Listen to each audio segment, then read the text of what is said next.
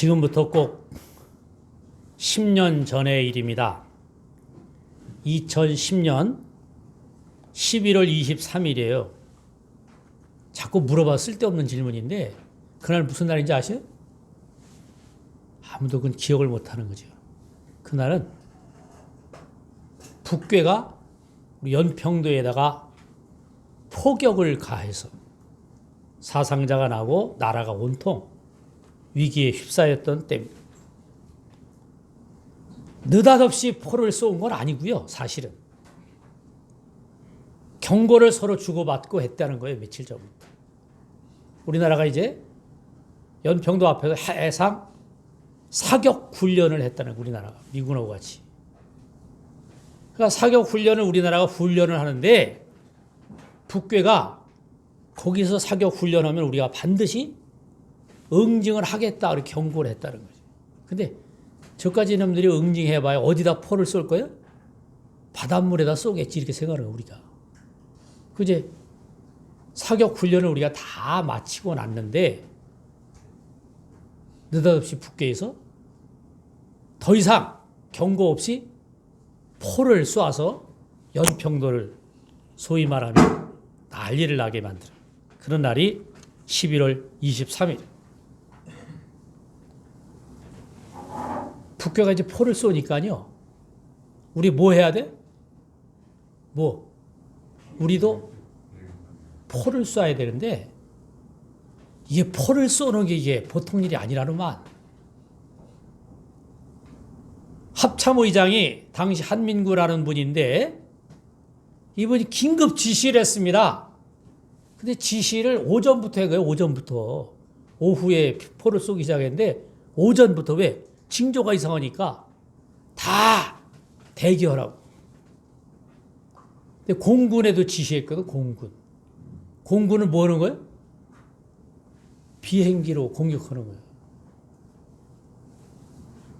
비행기로 공격하는 것을 공대지 공격이라고 그러는데 공중에서 지상을 향해서 공격.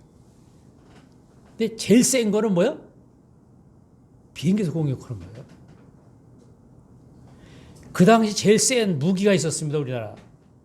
F-15K라고 하는 전투기가 있는데 어떻게 생겼는지 잘 모르는데 잘. 이 F-15K 전투기는요. 포를 한 방 쏘면 거기만 맞는 게 아니야. 일대가 다 쑥대밭대. 근데 이거 문제가 있습니다. 이 포는 왜 포가 문제냐? 이걸 비행기에다 실을 내면요. 미사일을 실으려면 미사일이 뭐예요? 날아가서 맞히는 거 아니야. 포가. 여기서 터지면서 날아가는 게 아니야. 여기서 그냥 가면 떨어지면 터지는 거야. 근데 이 미사일을 한번 실을 내면요. 옮겨 씌는데 2시간 걸린다는만. 그 포를 어디다 갖다 놓는 거야? 그걸 포를. 이 비행기에다 옮겨 씌는데 2시간 걸린대. 근데 더 엄청난 건 뭐냐면 이 포탄을 냉동 진공 포장실에다가 놓는데요. 근데 그걸 진공 포장을 뜯는 순간 돈이 20억이 날아가는 거예요. 실을 내면 뭐부터 해야 돼? 진공 포장부터 뜯어야 되는데 안 쏴도 그냥 무효되는 거예요. 이거. 그러니까 씻기만 하면 얼마나 나가는 거예요? 20억. 한 번 쏘면 또 20억짜리 2시간 또 갖다 실어야 돼. 이 비행기 얼마짜리냐면 1,000억짜리래요. 1,000억. 1,000억짜리 비행기 한 방 쏘는데 얼마씩 든다고? 20억. 여러분 누가 그래요? 북괴하고 하고 전쟁하면 처음에는 우리가 밀린다는 거예요. 왜? 저놈들이 느닷없이 쳐들어오니까 우리 밀리잖아. 근데 시간만 가면 갈수록 뭐요? 북한이 쑥대밭 된다는 거예요. 왜? 돈이 없잖아. 한 방에 20억 어떻게 쏴 저희들이. 한 방 쏘는데 20억씩 들어간대요. 비행기 10대가 출몰하면 뭐요? 돈이 얼마가 드는 계산이 안 돼. 그래서 이게 2시간 걸리니까 이게 안 되는 거야. 빨리 쏴야 되는데. 그래서 못 쐈다는 거 아니야. 그걸 못 쏘고 지대지 미사일을 쏘. 지대지는 뭐요? 땅에서. 정확하게 맞췄는지 안 맞췄는지 우린 잘 몰라. 너무 많이 쏴가지고 몇 개를 쐈어. 근데 더 중요한 야사가 있습니다. 여러분, 우리나라 작전권이 있어요, 없어요? 다 알잖아. 우리나라 국방부장을 쏴라 소리를 못해. 해봤자 아무것도 아닌 거예요. 왜? 누가 해야 돼? 미국이 해야 돼, 미국이.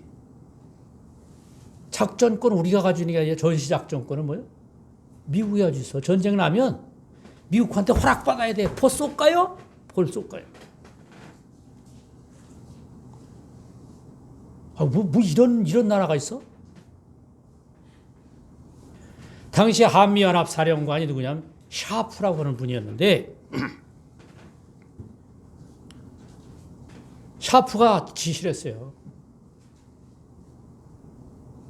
이 전시작전권 여기 얽매이지 말고 자위권 있잖아. 포가 날라오면 뭐 해야 돼? 피난 갈까요 말까요? 물어봐. 아니 물어볼 사람. 알아서 해는 게 알아서. 이걸 자위권이라고 그러죠. 자기 스스로를 지키는 권한이 있다 이 말이야 우리가. 전시작전권 없어도 자위권이 있다니까. 그러니까 샤프가 자위권 차원에서 대응해라. 해도 안 돼. 우리나라 군인에. 당시에 샤프 밑에서 작전부장을 한 존 맥도날드라고 하는 장군이 있었는데 소장인데 이분이 쓴 글에 의하면 이런 글이 나온다고 그래요. 내가 이 맥도날드 소장이 한 말이야. 내가 이라크 전쟁도 참여를 했는데 대한민국 군대는 신생 군대인 이라크 군대만도 못한 군대라고.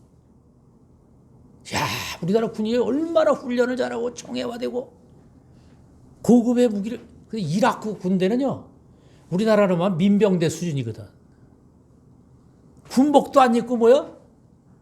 우리가 사진에 보면 뭐 이상한 사람들이 다 군인 총 미고 돌아다녀. 그 이라크 군대만도 못하다는 거야, 대한민국 군대가. 왜 그러냐? 수시로 전화가 온다라, 수시로. 이 소장한테 뭐라고? 포를 쏠까요 말까요? 아니, 지 나라를 지키는데 지들이 알아서 쏴야지. 그래서 포를 쏠까요 말까요? 영어 잘하는 최고의 우리나라 군인은요. 영어 잘하는 군인이. 포를 잘 쏘는 군인보다 누가 최고라고? 영어를 잘해야 돼. 왜? 빨리 물어봐야 되니까. 영어 못하는 군인은요. 총도 못 쏘는 거예요. 왜? 영어를부터 잘해, 영어를. 어떻게 군대 이렇게 됐어요?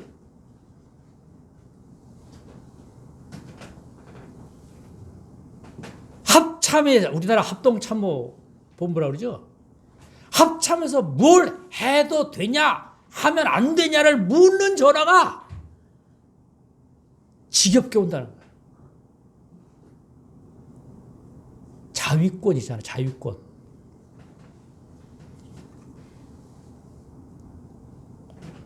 이런 얘기하면 누가 그래요? 그 무슨 책 봤냐고 나보고 그래. 빨갱이들 만든 책 봤지 또. 사실이니까 이건. 이건 빨갱이고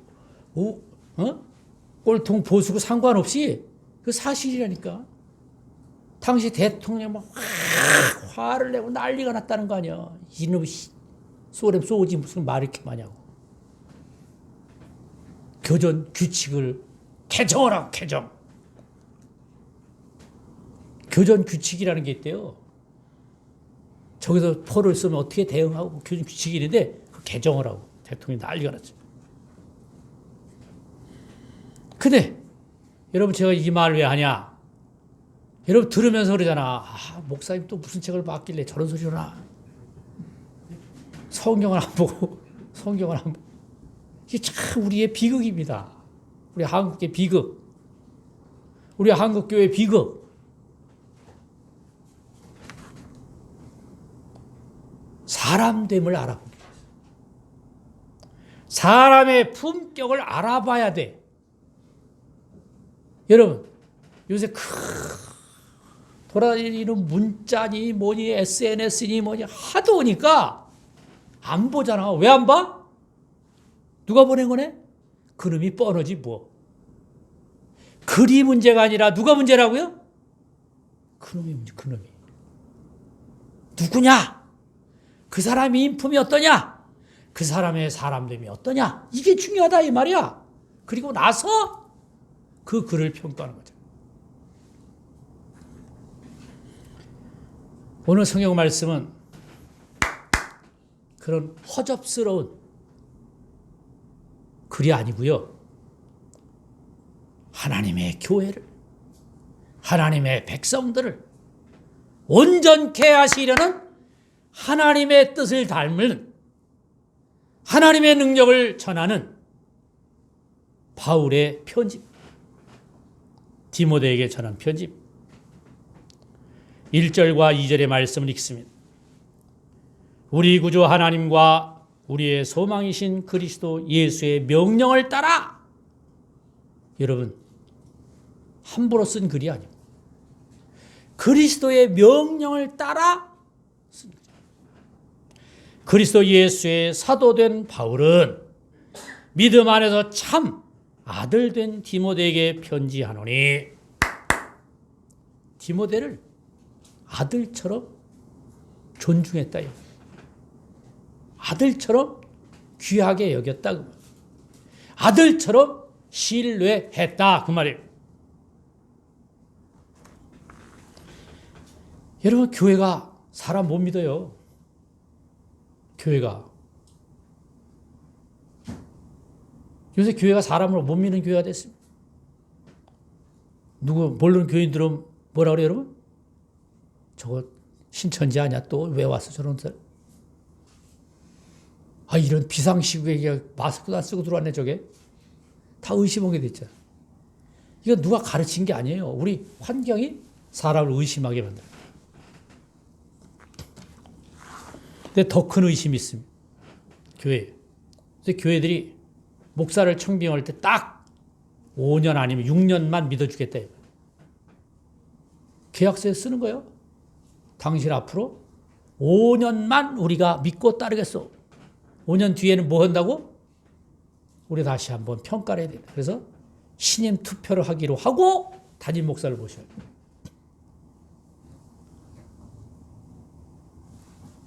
그런 교회가 잘 될 리가 있겠어? 아예 안 믿는 거잖아. 일이 생길지 안 생길지도 모르는데 아예 처음부터 뭐요? 일을 만들겠다는 거 아니야? 일을 만들겠다는 거지, 처음부터. 그래서 6년 있다가 이제 신임 투표를 합니다. 투표를 교인들이 이 목사를 우리가 다시 신임을 할 건지 불신임을 할 건지 투표를 해. 그런데 투표하는 날 마음을 정합니까? 미리 마음을 정합니까? 이게 문제예요. 투표하는 날 잘 생각을 해보고 기도를 해보고 마음을 결정하는 게 아니야. 미리부터 화가 나 있어. 미리 마음 정했어. 그래, 두고 보자. 내가 며칠만 기다려보고. 신뢰가 안 되는 거예요, 서로. 믿고 맡기질 않아. 여러분, 사도 바울은 디모데를 향해서 이렇게 말했습니다.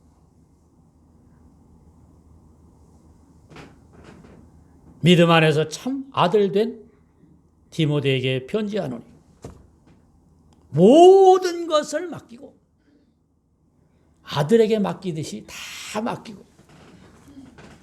뭐 이런 말 하면 또 어이가 없는 말이지만, 아들은 믿나 요새? 아들도 못 믿는 세상이잖아. 아니, 아버지는 믿냐고. 아버지도 못 믿는 세상인데 무슨.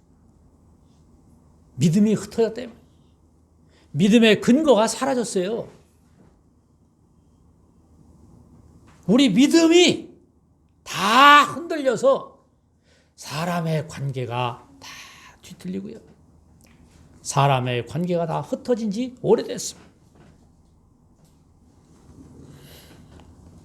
제 친구 목사가 젊었을 때 꽤 규모를 갖춘 교회에 부목사가 됐습니다.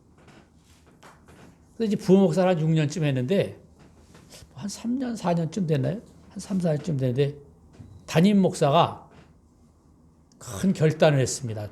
제 친구가 이제 부목사로는데 그 담임 목사님이 큰 결단을 했어요. 뭘 결단이요?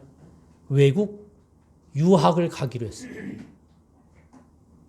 이게 외국에 유학을 1년 반인가 2년짜리를 이제 유학을 가기로 했어요. 그러니까 유학을 가 있는 동안에는 이 부목사가 소위 세상 말로 담임 목사를 대행하도록 맡겼습니다. 그래서 이제 이 부목사가, 제 친구 부목사가 이제 담임 목사처럼 이제 목회를 하게 된 거예요. 2년 동안 그렇게 하기로 약속을 했는데요. 담임 목사가 어느 날 갑자기 오신 거예요. 6개월 만에. 유학을 이제 다 마치지 않고 그냥 오신 거예요. 제 친구 말입니다. 그 친구 말도 와전이 되긴 했겠지만, 그 목사님이 그래서 왔을 거라는 거예요. 그래서, 뭐해서? 이놈을 믿을 수가 없구나 생각을 하고 왔다는 거예요. 이놈이 누구예요? 그 부목사 믿을 수가 없는 거예요. 근데 그렇게 된 연유가 있다는 거예요. 그렇게 된 연유가 뭐냐면, 이제 영국에서 유학을 했는데 그분이 영국에서 이제 편지 보낼 거 아니야. 장로님들한테 편지 보낼. 교회를 치리하시느냐, 얼마나 수고가 많으시냐고, 이런 일 저런 일 많이 생길 텐데 장로님 잘 치리하시라고. 근데 장로님이 답신에도 이렇게 썼다는 거예요. 목사님, 걱정하지 마십시오. 그 틀린 말이잖아. 목사님 큰일 났습니다. 목사님 안 계시니까 교회가 난리 났습니다. 이래야 되는데 목사님 걱정하지 마시라고. 왜? 교회는 늘 평안하고요. 또 하나 잘못 쓴 말이 있어요. 목사님, 큰 소 나가면 작은 소가 있지 않습니까? 큰 소 나가면 누가 있다고? 작은 소. 잘 온다 이 말이에요. 작은 소가. 신바람 났거든. 그래서 담임 목사님이 유학을 포기하고 왔다는 거예요. 이게 교회 현실입니다. 목사가 목사를 믿을 수가 없는 거지. 뭘 보고 믿어? 그거 믿었다고 어떻게 되려고? 다 이 생각을. 이게 우리의 현실. 여러분, 그 큰 소라고 누가 그랬어? 이 사람이 작은 소라고 누가 그런 거예요? 예수님이? 예수님이 언제 작은 소, 큰 소 그랬어? 그런데 우리끼리는 그걸 견주고 있습니다. 이게 큰 소인가? 작은 소인가? 하나님은 말씀을 가르치라 그랬지. 누가 큰 소인지, 누가 작은 소인지 그 구별하라고 가르친 게 아니다 이 말. 믿어야죠. 하나님을 믿듯이 하나님을 믿는 믿음으로 사람 믿어야지. 디모데에게 모든 것을 맡기고 바울이 마게도냐로 가십니다. 다 맡기고. 뭘 맡겼냐 하면 이런 것을 맡겼습니다. 4절부터 읽습니다. 내가 마게도냐로 갈 때에 너를 구원하여 에베소에 머물라 한 것은, 그 다음에 이제 가르칩니다. 어떤 사람들을 명하여 다른 교훈을 가르치지 말며 신화와 끝없는 족보에 몰두하지 말게 하려 함이라. 이런 것은 믿음 안에 있는 하나님의 경륜을 이룸보다, 하나님의 경륜을 이룸이 아니고 그 말이에요. 도리어 변론을 내는 것이라. 다른 가르침 가르치지 말고, 신화와 같은 것을 가르치지 말고, 기적이 일어나다 그런 거 가르치지 말고, 이만큼 됐다 이런 거 자랑하지 말고 족보 그거 들추지 말고 누구 아들이냐 어디서 자라냐 다 지금 한국교회가 그것 때문에 큰 난리 난 거 아닙니까? 뭐 때문에? 그 족보 때문에. 누구 아들이 아니면 안 된다는 거예요. 그런 신화와 거짓된 족보 까지 말고 이 교훈의 목적은 청결한 마음과 선한 양심과 거짓이 없는 믿음에서 나오는 사랑이거늘 사람들이 이에서 벗어나 헛된 말에 빠져 율법의 선생이 되려 하나 자기가 말하는 것이나 자기가 확증하는 것도 깨닫지 못하는도다. 여러분, 자기를 확증하기 위해서 애쓰는 게 아니고 그분을 확증하기 위해서 애쓰는 종이 진짜 종.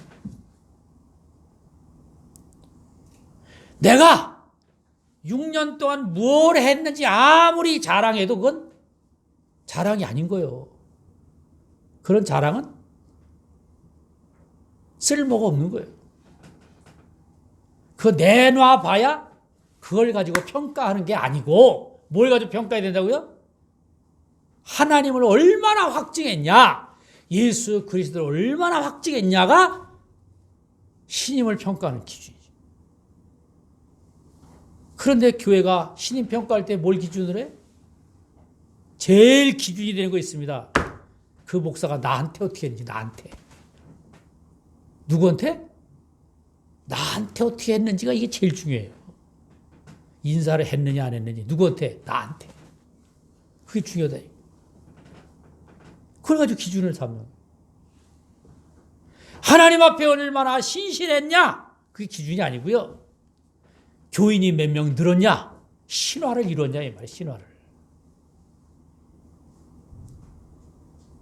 신화를 얼마나 이뤘냐? 그게 기준이에요.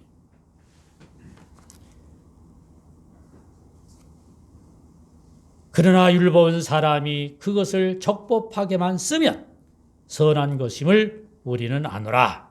알 것은 이것이니 율법은 옳은 사람을 위하여 세운 것이 아니요 오직 불법한 자와 복종하지 아니하는 자와 경건하지 아니한 자와 죄인과 거룩하지 아니한 자와 망령된 자와 아버지를 죽이는 자와 어머니를 죽이는 자와 살인하는 자며 음해하는 자와 남색하는 자와 인신매매를 하는 자와 거짓말하는 자와 거짓 맹세하는 자와 기타 바른 교훈을 거스르는 자를 위함이니.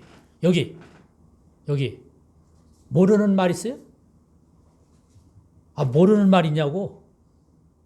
다 우리가 다 쓰는 말입니다. 그런 말로 바울이 디모데에게 권면했습니다. 그런 사람들에게 하나님을 확증해라. 하나님을 가르쳐라. 주 예수를 가르쳐라. 이렇게 교훈을 주셨습니다.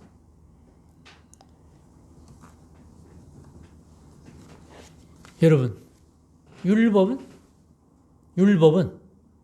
선한 일을 위해서 만든 게 아니고 옳지 못한 사람을 위해서 만들었다는 거예요. 여러분, 굉장히 중요한 교훈입니다. 옳지 못한 사람을 위하여 뭘 만들었다고? 율법. 뭐로 만들어 그걸? 옳지 못한 것들을 위해서 뭘 만들어? 율법을 뭐로 만들어? 하나님이 참 이상한 분이지. 우리 논리는 그렇습니다. 여러분, 한국 사회에서 옳지 못한 놈은 뭐 해야 돼? 요새 분위기로 봐서 옳지 못한 놈 뭐 해자고? 뼈도 못 추리게 해야 돼. 나하고 다른 놈은 다 옳지 못한 거예요. 이런 사람 뭐 하자? 무찌르자야. 없애버리자야. 서로 그렇게 생각하면 서로. 그런데 하나님은 옳지 못한 자를 위해 뭘 만들어 주셨다고요? 율법을. 자기를 되돌아보도록. 자기를 되돌아보도록 하나님이 율법을 만들어 주신 거예요. 이게 은혜 아닙니까? 세상에서는 옳지 못한 자를 뭐하게? 못 살게 하잖아. 이름도 없애버리잖아. 이름도. 그런데 우리 기독교도 마찬가지 아닙니까? 기독교도 뭐 해? 옳지 못한 건 뭐 하자? 못 들어오게 해야지. 상대도 하지 말아야지. 상대도 하지. 우리 기독교가 그렇게 폐쇄적이 됐습니다.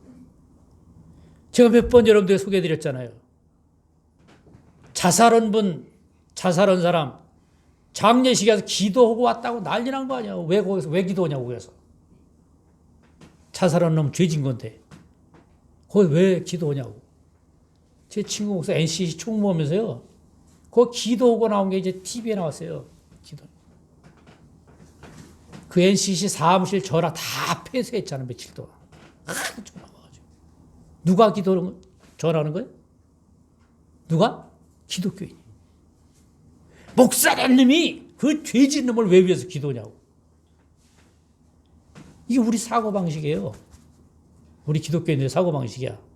우리와 다르고 아니고 죄진 사람은 상대도 하지 말고 없애버려야 돼. 그런데 하나님은 없애버리자가 아니요. 율법을 주어서 깨닫게 하고 뉘우치게 하고 그리스도의 품으로 돌아오게 하고 이게 하나님 뜻이래요. 우리는 상대도 하지 말자 그랬지만 하나님은 아니. 율법을 주어서 가르치고 교훈을 주고 되돌리고 우리 편 만들고 그렇게 하자 이 말이야. 이게 하나님의 뜻이. 이 말을 오늘 성경 말씀에서 이렇게 말합니다. 2절 믿음 안에서 참 아들 된 디모데에게 편지하노니 하나님 아버지와 그리스도 예수 우리 주께로부터 그 다음 말이 중요합니다. 은혜와 긍휼과 긍휼 그 다음에 평강이 내게 있을지어다. 여러분 은혜가 있습니까? 은혜? 못된 놈을 바라보면서 은혜를 누리십니까? 우리 은혜를 보는 분노가 생긴 거야. 화가 나는 거야. 긍휼이 있습니까? 긍휼? 모자라는 사람들 이렇게 보면서 불쌍히 봐지냐고. 측은하게 여기지냐고. 긍휼이 없습니다. 그러니 마음에 평강이 없는 게 당연하죠. 평강이 없습니다. 왜? 분노하기 때문에. 미워하기 때문에. 저들을 없애버려야 되는데 이 용맹스러움 때문에 평강을 우리가 누리지 못한다. 여러분 어려운 시대입니다. 살기가 어렵습니다. 왜? 어렵잖아. 살아보니까 저도 어려워요. 왜? 화가 나가지고. 화가 머리끝이 저런 것들이 그냥 아유 왜 인제 죽어 빨리 죽지 저거. 분노가 생겨가지고요. 견디기 어렵습니다. 근데 성경은 뭐요? 한결같이 은혜를 누리고 긍휼히 여기고 평강을 누려라 그렇게 말합니다. 하나님의 은혜로 하나님의 도우심으로 하나님의 눈을 가지고 평강을 누리라 이렇게. 여러분 그런 평강의 복을 받으시기를 간절히 바랍니다. 여러분 없습니다. 길이 세상에. 세상에 길이 없어요. 이 어려운 시대에 유일하게 소망이 되신 그리스도를 따름이 길입니다. 여러분 이거 세상 그냥 하다가요. 저는 그런 생각을 이러다가 우리나라 망하지. 이렇게 미워하고 이렇게 서로 죽일 놈 살릴 놈은 어떻게 살겠어요? 살 길을 찾아야 돼. 그리스도 안에서 하나 되는 거예요. 그리스도의 마음이 아니면 절대로 하나 될 수가 없습니다. 우리가. 그리스도의 마음을 품는 여러분들이 되시기를 간절히 바랍니다. 은혜로운 마음, 긍휼히 여기는 마음, 그래서 평강을 누리는 마음, 그리스도의 마음을 닿는 바울처럼, 디모데처럼, 예수처럼 변화되시기를 간절히 바랍니다. 기도하겠습니다.